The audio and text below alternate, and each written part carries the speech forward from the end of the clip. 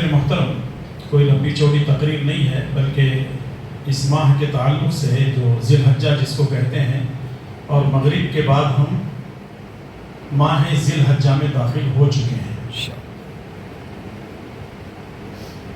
اس مہینے میں یا 1 تاریخ سے لے کر 10 تاریخ تک جو عبادتیں ہوتی ہیں وہ سال کے 11 مہینے میں نہیں ہوتی، اور سب سے اہم فریضہ حج اسی ذی الحجہ میں ہوتا ہے۔ بہت سارے لوگ مکہ پہنچ چکے ہیں، کچھ لوگ دوران سفر ہیں، یا کچھ لوگ رخت سفر باندھنے والے ہیں، اور دنیا کے ہر کونے سے لوگ وہاں پر پہنچ رہے ہیں۔ دعا کریں کہ اللہ تبارک و تعالیٰ ان کے سفر کو آسان فرمائے، اللہ تبارک و تعالیٰ ان کو ہر قسم کے شرور سے ان سب کی حفاظت فرمائے، اور ہم تمام کو اللہ اور اس کے رسول صلی اللہ علیہ وسلم کی تعلیمات پر اپنی زندگی گزارنے کی توفیق نصیب فرمائے، آمین۔ حضرین محترم، عام طور پہ جیسے ہی بقرعید کا مہینہ آتا ہے تو ہم رسول اللہ صلی اللہ علیہ وسلم کی سنت کے مطابق یہ دیکھتے ہیں کہ بکرے کے اندر کیا خوبیاں ہونا چاہیے، جانور کے اندر کون سی خوبیاں ہونا چاہیے اور کون سی خامیاں نہیں ہونا چاہیے۔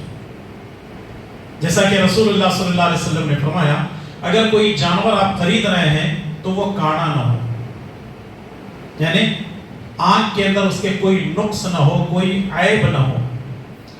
دوسری چیز یہ ہے کہ وہ لنگڑا نہ ہو۔ تیسری چیز یہ ہے کہ اس کا کان یا سینگ ٹوٹا یا پھوٹا ہوا نہ ہو۔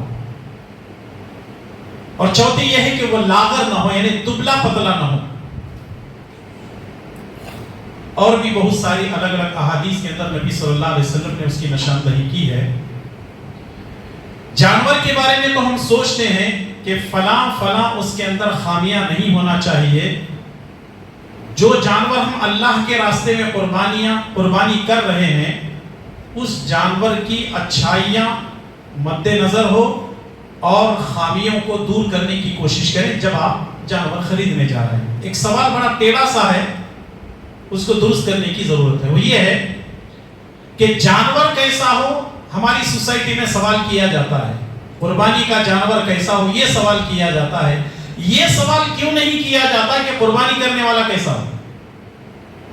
بڑا ٹیڑھا سوال ہے نا، دل کو چھپنے والا سوال ہے۔ سوال یہ ہے کہ قربانی کا جانور کیسا ہونا چاہیے۔ اللہ اور اس کے رسول صلی اللہ علیہ وسلم نے بتا دیا ہے کہ قربانی کا جانور ایسا ایسا ہونا چاہیے، لیکن یہ بھی سوال بنتا ہے کہ قربانی کرنے والا کیسا ہو۔ تو اس کا جواب 2-3 چیزیں ہیں، وہی بتا کر کے اپنی بات میں ختم کروں گا۔ چونکہ موسم ہے اسی لیے ان باتوں کو آپ کے سامنے پیش کرنا ہے۔ پہلی چیز یہ ہے کہ قربانی کرنے والا مشرک نہ ہو۔ اس کا مطلب یہ ہے کہ قربانی کرنے والا مشرک نہ ہو، بلکہ موحد ہو، توحید پرست ہو، شرک کرنے والا نہ ہو۔ کیونکہ توحید پرست چھوٹا سے چھوٹا کام کرتا ہے، بڑے سے بڑا کام کرتا ہے، اس کی ویلیو اللہ تبارک و تعالیٰ کے پاس بہت بڑی ہے۔ لیکن اگر مشرک بڑے سے بڑا بھی کام کر لیتا ہے تو اللہ تعالیٰ کے نزدیک اس کی کوئی ویلیو نہیں ہے، اس کی کوئی قدر نہیں ہے، کوئی اہمیت نہیں۔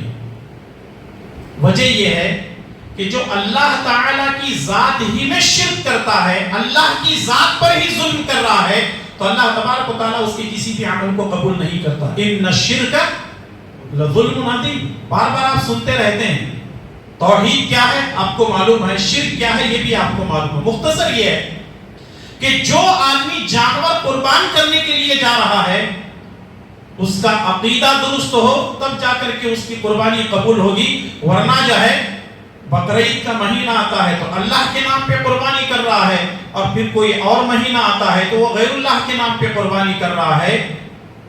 یہ جو 2 رنگی چال ہے، چھوڑ کر کے ایک رنگی چال پر اس کو آنا چاہیے کہ وہ توحید پرست ہو اور مشرک نہ ہو۔ اللہ تعالیٰ توحید پرست کی عبادت کو، ہر عمل کو قبول کرتا ہے، مشرک کا کوئی بھی عمل اللہ تبارک و تعالیٰ کے یہاں قابل قبول نہیں ہوتا۔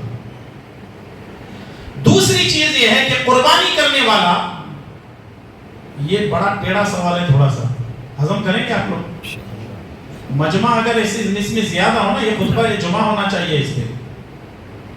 قربانی کرنے والا نمازی ہو بے نمازی نہ ہو. سال میں ایک مرتبہ 25-30 ہزار 40-50 ہزار روپے کا جانور لا کر کے بسم اللہ اللہ اکبر کر دے جو ہے قربانی کرنے سے وہ قربانی اللہ تبارک و تعالیٰ کی یہاں اس کی پہنچتی ہے کہ نہیں پہنچتی وہ اللہ بہتر جانتا ہے.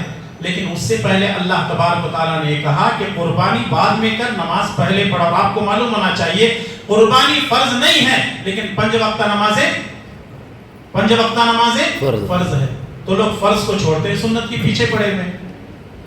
اب بہت سارے عرب اور عجم کے علماء جنہوں نے کہا کہ بے نمازی کی قربانی کو اللہ تبارک و تعالیٰ قبول نہیں کرتا. دلیل میں انہوں نے 2 آیتیں دی. ان آیتوں کو پیش کرنے سے پہلے ایک اور وضاحت کرنا چاہتا ہوں، وہ یہ ہے ہم نے روزہ رکھنے والوں کو دیکھا نماز نہیں پڑھتے ہیں، حج کرنے والوں کو دیکھا نماز نہیں پڑھتے ہیں، عمرہ کرنے والوں کو دیکھا نماز نہیں پڑھتے ہیں، زکات دینے والوں کو دیکھا نماز نہیں پڑھتے ہیں. بہت سارے بھلے کام ان کی زندگی میں وہ کرتے ہیں لیکن وہ نمازی نہیں ہے. اس کا مطلب یہ ہے کہ نماز پہلے ہے، دوسرے اعمال بعد میں ہے. زکات دینا، سال میں ایک مرتبہ زکات دینے میں کیا مشکل ہے؟ رمضان کی بھوکے پیاسے روزے رکھ لینے سے کیا مشکل ہے؟ لوگ کر رہے ہیں لیکن نماز ہی نہیں. جب تک بندہ نماز ہی نہیں پڑھتا اس وقت تک اللہ تبارک و تعالیٰ کے یہاں اس کا کوئی عمل قبول نہیں ہوتا. بعض اہل علم نے، جس میں شیخ محمد بن صالح ابن تیمیہ رحمۃ اللہ علیہ کا بھی فتویٰ ہے، شیخ محمد بن صالح عثیمین رحمہ اللہ، شیخ صالح فوزان الفوزان حفظہ اللہ اور شیخ صالح المنجر، بہت سارے عرب و عجم کے علماء کرام کا فتویٰ یہ ہے کہ بے نمازی کا کوئی بھی عمل اللہ تعالیٰ قبول نہیں کرتا، خاص کر کے قربانی. اس کے لیے 2 آیتیں دلیل کے طور پہ ہیں. اللہ تعالیٰ نے فرمایا بسم اللہ الرحمن الرحیم انا اعطیناک الکوثر فصلی لربک، ارے بولو جی، وانحر، فصلی لربک وانحر. 3 چیزیں اس کے اندر آ گئی. فصلی، پس تو نماز پڑھ، لربک، کس کے لیے؟ اپنے رب کے لیے، وانحر، اور قربانی کر. اس کا مطلب یہ ہے کہ نماز پہلے ہے، قربانی بعد میں. نماز پہلے ہے، قربانی بعد میں ہے. دوسری دلیل قل ان صلاتي ونسكي ومحياي ومماتي لله رب العالمین، لا شرک، پوری کی پوری جو ہے قرآن کریم کی آیت ہے. قل ان صلاتي، اے نبی آپ کہہ دیجئے بے شک میری نماز، ان صلاتي، بے شک میری نماز، ونسكي، میری قربانی، ومحياي ومماتي، میرا جینا اور مرنا، للہ رب العالمین، اللہ رب العالمین کے لیے ہے. ان صلاتی و نسکی، بے شک میری نماز اور میری قربانی. قربانی سے پہلے کیا ہے؟ نماز. تو اس کا مطلب یہ ہے کہ یہ جتنے لوگ جو قربانی کر رہے ہیں اور سوشل میڈیا میں ڈال رہے ہیں کہ ہم وہ کر رہے ہیں، ہم یہ کر رہے ہیں، اس کا مطلب یہ ہے کہ یہ ایسا ہے جیسے کسی نے کہا تھا مجھ سے کہ الٹے گھڑے پہ 14 گھڑے پانی ڈالیں گے تو کہاں جائے گا؟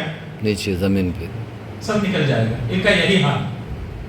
تو اس لیے دوسری چیز یہ ہے کہ قربانی کرنے والا نمازی ہو، بے نمازی نہ ہو. تیسری چیز یہ ہے کہ متقی ہو. متقی ہو کا مطلب یہ ہے کہ پرہیزگار ہو. پرہیزگار میں بھی متقی کے الگ الگ جو ہے اس کی تعریف اہل علم نے کی ہے.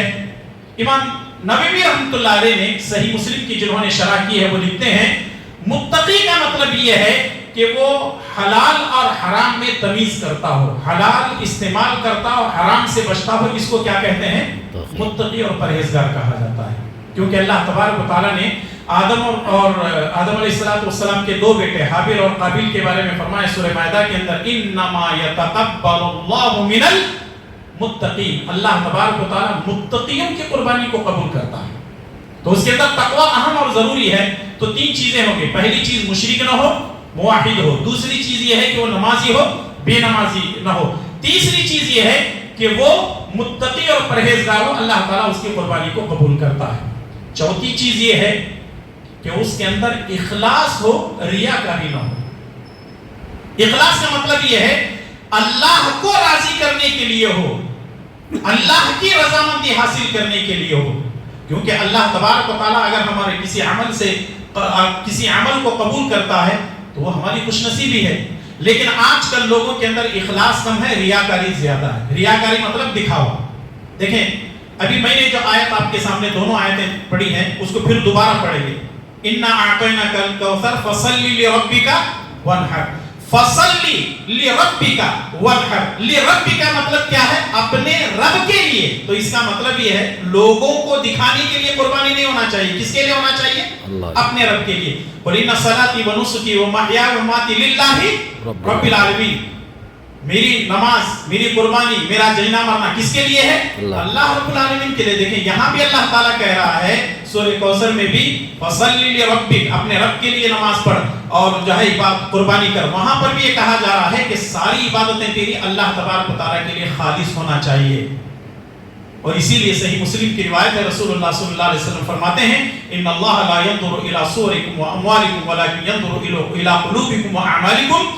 اللہ تبارک و تعالیٰ تمہاری شکل و صورتوں کو، تمہاری دولت کو نہیں دیکھتا بلکہ تمہارے دلوں کی نیتوں کو اور تمہارے عملوں کو دیکھتا ہے. تو اس کا مطلب یہ ہے کہ نیت صاف ہونی چاہیے، آدمی کے ہر عمل کے اندر اخلاص ہونا چاہیے. سورہ حج کے اندر اللہ تعالیٰ نے فرمایا لَن يَنَالَ اللَّهَ لُحُومُهَا وَلَا دِمَاؤُهَا وَلَكِنْ يَنَالُهُ التَّقْوَى مِنكُمْ. اللہ تعالیٰ کو تمہارے جانوروں کا گوشت اور خون نہیں پہنچتا بلکہ اللہ تبارک و تعالیٰ کو کیا پہنچتا ہے؟ تمہارا تقوی پہنچتا ہے. تقوی کے بارے میں بات آ چکی ہے. اب آخری بات، پانچویں بات بڑی اہم ہے، وہ یہ ہے اللہ تبارک و تعالیٰ کس کو دیکھتا ہے؟ تقوی کو دیکھتا ہے. اس کا مطلب یہ ہے ہمارا ہر عمل ریاکاری سے پاک ہو، ہمارے ہر عمل کے اندر اخلاص ہو، اللہ تبارک و تعالیٰ قبول کرتا ہے. عام طور پہ ہم لوگوں کو دیکھتے ہیں، اب یہاں ساگر کے اندر یہ ماحول ہے کہ نہیں مجھے نہیں معلوم، لیکن خود میں بچپن میں دیکھتا تھا. آج بھی کھیڑے گاؤں کے اندر لوگ کیا کرتے ہیں؟ قربانی کا جانور اپنے گھر کی دہلیز کے سامنے لا کر کے ذبح کرتے ہیں. یہاں ہے کیا رواج؟ نہیں ہے. اگر نہیں ہے تو اچھا ہے، لیکن اکثر و بیشتر لوگوں کو دیکھتے ہیں گھر کے دہلیز کے سامنے گڑھا کھودتے ہیں، پھر اس کے بعد وہاں لا کر کے پھر اس کے بعد پورے گلی محلے چچا تمہیں بھی آؤ، ماموں تمہیں بھی آؤ، بھیا تمہیں بھی آؤ، آپا تمہیں بھی آؤ، پورے گلی محلے آتے ہیں اور پھر اس کے بعد جو ہے جانور کو قربان کرتے ہیں. یہ طریقہ صحیح نہیں ہے. اپنے گھر کے اندر چھپا کر کے یہ عمل کیا کرو. کیا ضرورت ہے گلی محلے میں لا کر کے جانور کو قربان کرنے کی؟ کیا ضرورت ہے پورے گلی محلے والوں کو لا کر کے اکٹھا کرنے کی، جمع کرنے کی؟ یہ پہلی چیز. جانور قربانی کرنے کے بارے میں ایک اور چیز ہم لوگ دیکھتے ہیں. اگر لوگ بہت ساری یہ انتظار کرتے ہیں کہ مولانا آئیں گے، فلاں اگل بغل والے آئیں گے، فلاں نوجوان آئے گا، انہیں نماز یہ ہے وہ ہے یہ ہے، پھر اس کے بعد آ کر کے دعا پڑھے گا. پھر اس کے بعد دیکھیے وہ جو دعا پڑھی جاتی ہے وہ مستحب ہے. پوری کی پوری جو دعا مستحب ہے، پڑھتے ہیں تو اچھا ہے، نہیں پڑھتے ہیں تو کوئی گناہ نہیں. لیکن کم سے کم قربانی پڑھنے کے وقت میں آپ کو کہنا کیا ہے؟ بسم اللہ واللہ اکبر. بسم اللہ واللہ اکبر. اتنی اگر آپ نیت کر کے جو ہے قربانی کریں گے تو قربانی ہو جائے گی. لیکن لوگ کرتے کیا ہیں؟ مولانا آ کر کے ذبح کرنا، مولوی صاحب آ کر کے، ہمارے پیر صاحب، ہمارے ملا صاحب، ہمارے خطیب صاحب، انہوں آ کر کے، اور وہ جو قربانی ہوتی ہے، اب آپ سمجھ رہے ہوں گے آگے میں کیا کہنا چاہتا ہوں. ان کا جیب بھی گرم کرنا ہوتا ہے، ان کا پیٹ بھی گرم کرنا ہوتا ہے، اور ماشاءاللہ گرما گرم نکل جاتے ہیں پورا. لیکن ہمارے یہاں حکم کیا ہے؟ اپنے ہاتھوں سے ذبح کرو. رسول اللہ صلی اللہ علیہ وسلم نے 100 اونٹ قربانی کیے تھے، اس میں سے 72 اونٹ اپنے ہاتھوں سے اور 28 اونٹ حضرت علی رضی اللہ تعالیٰ نے ذبح کیے تھے. نبی صلی اللہ علیہ وسلم اتنی ہمت والے تھے کہ اپنے ہاتھوں سے آپ نے ذبح کیا.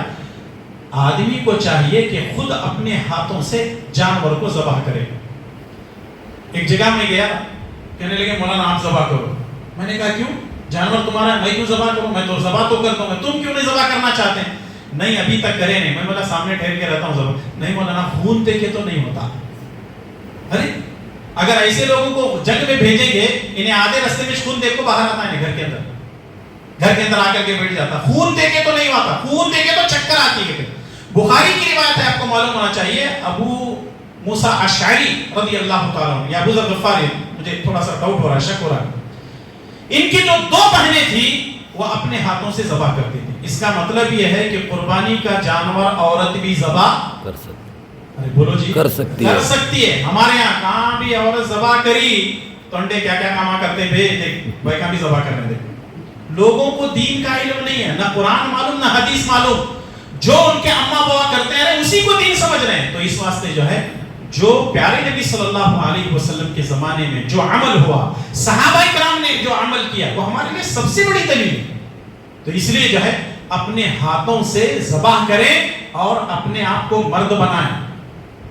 یہ نہیں ہے کہ انہوں آ کر کے ذبح کریں گے تو قربانی ہوتی، انہوں آ کر کے ذبح کریں گے تو قربانی ہوتی. ایک اور مسئلہ اس کی وضاحت کر کے ختم کر دیتا ہوں بات کو. وہ یہ ہے کہ ایک جانور اپنے گھر والوں کی طرف سے کافی ہے یا پھر ہر سال ایک ایک آدمی کی طرف سے ذبح کرنا چاہیے؟ جیسے کل ایک صاحب جو ہے سوال کیے مجھ سے، ابھی میرے واٹس ایپ کے اندر ان کا جواب ہے.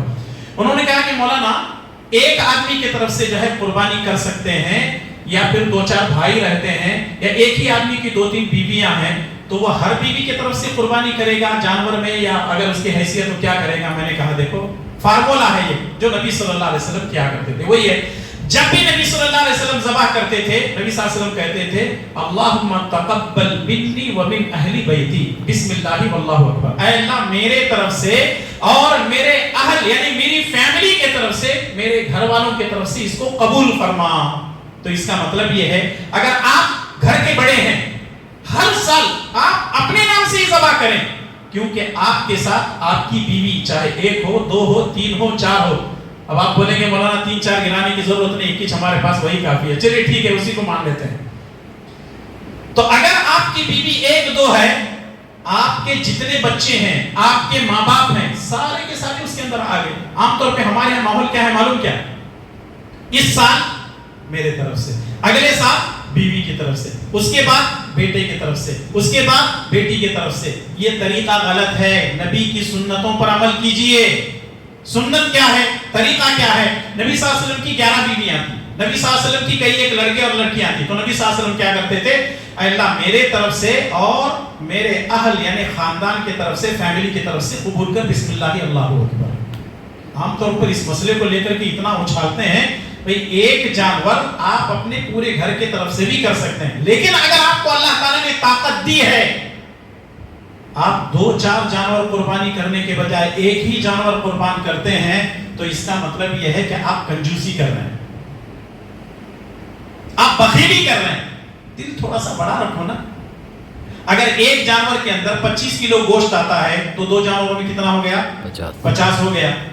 تو آپ 25 میں سے 10 اپنے لیے رکھ رہے ہیں، 15 کلو تقسیم کر رہے ہیں. اگر آپ کے پاس دو جانور آ گئے آپ کم سے کم جو ہے 25 اپنے پاس رکھ لیے، 25 تقسیم کر دیے یا 20 اپنے پاس رکھ لیے 20 کلو یا 30 کلو جو ہے تقسیم کر دیے. اجر و ثواب زیادہ ملے گا کہ نہیں؟ اور اللہ تعالیٰ نے آپ کو نوازا ہے آپ جو ہے چھوٹے بڑے جانور کا گوشت کبھی بھی کھا سکتے ہیں لیکن کیا آپ عید کے دن غریبوں کو پیٹ بھر کھلانا نہیں چاہتے؟ کیا آپ یہ نہیں چاہتے کہ غریبوں کی دعا مل جائے؟ کیا آپ یہ نہیں چاہتے کہ نبی کریم صلی اللہ علیہ وسلم کی سنت پر عمل ہو جائے؟ کیا آپ یہ نہیں چاہتے کہ اس قربانی کی وجہ سے اللہ تبارک و تعالیٰ مجھے جہنم کی آگ سے بچا لے؟ کیا آپ یہ نہیں چاہتے کہ اس ایک جانور کی نہیں دو تین جانوروں کی اگر میں قربانی کروں گا تو اللہ تعالیٰ میرے کاروبار میں مال میں صحت میں تندرستی میں برکت عطا فرمائے گا؟ آپ نہیں چاہتے؟ بالکل چاہتے ہیں، ہر کوئی چاہتا ہے. لیکن عام طور پہ ہمارے یہاں بڑے بڑے مالداروں کو میں دیکھتا ہوں ایک جانور ختم.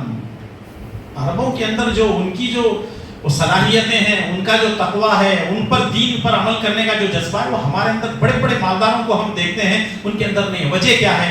ایمان کی تھوڑا سا کمی ہے. لیکن یہ ہے کہ اگر آپ ایک جانور قربان کر سکتے ہیں تو ضرور کیجئے. 2 کر سکتے ہیں، 10 کر سکتے ہیں، 10 کے آگے اور ایک 0 بھی لگا لیجئے. تو آپ جتنا مرضی کر سکتے ہیں اور دین کے کاموں کے اندر جتنا ہم سبقت لیں گے اللہ تعالیٰ اس سے اتنا ہی زیادہ راضی ہوگا اور پھر اللہ تبارک و تعالیٰ کی رحمت ہم کو حاصل ہوگی. میں سمجھتا ہوں کہ وقت آپ لوگوں کا زیادہ لے لیا ہوں تو انہی چند باتوں پر اپنی بات کو میں ختم کرنا چاہتا ہوں. اللہ تعالیٰ سے دعا ہے کہ اللہ تبارک و تعالیٰ ہم تمام کو اخلاص نیت کے ساتھ ہر عمل کرنے کی توفیق عطا فرما. آمین. اللہ جو لوگ اس سال قربانی دے رہے ہیں ان کی قربانیوں کو قبول فرما. جو لوگ قربانی نہیں دے رہے ہیں اگلے سال ان کو قربانی دینے کی استطاعت اور توفیق عطا فرما. اللہ تعالیٰ جو لوگ حج پہ گئے ہوئے ہیں ہمارے رشتہ دار ہوں یا مسلمان بھائی ہوں پوری امت مسلمہ کے لوگ وہاں پر پہنچ رہے ہیں اللہ ان کے ہر کام کو آسانی عطا فرما. اللہ تبارک و تعالیٰ ظالموں کے ظلم سے شریروں کی شرارت سے بری نظر والوں کی برائی سے بری نظر والوں کی بری نظر سے ہم سب کی حفاظت فرما. اللہ ہمیں جو بیمار ہیں ان کو شفاء کاملہ عاجلہ عطا فرما. جو پریشان حال ہیں ان کی پریشانیوں کو دور فرما. حلال کھانے حرام سے بچنے کی توفیق عطا فرما. جب تک ہمیں زندہ رکھ اسلام پر زندہ رکھ اور خاتمہ بالخیر فرما. آمین. وصلی اللہ علی نبینا محمد وعلی آلہ وصحبہ اجمعین. السلام علیکم ورحمۃ اللہ وبرکاتہ.